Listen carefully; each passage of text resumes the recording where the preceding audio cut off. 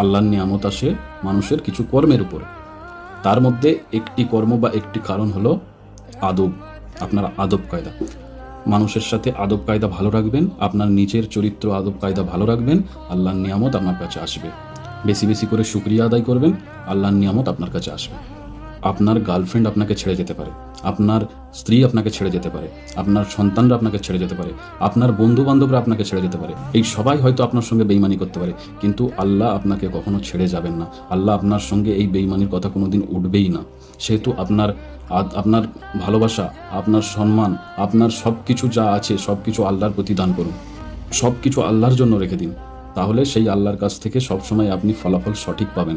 কোনো দিন আপনার এই সব জিনিসগুলো বিফলে যাবে না।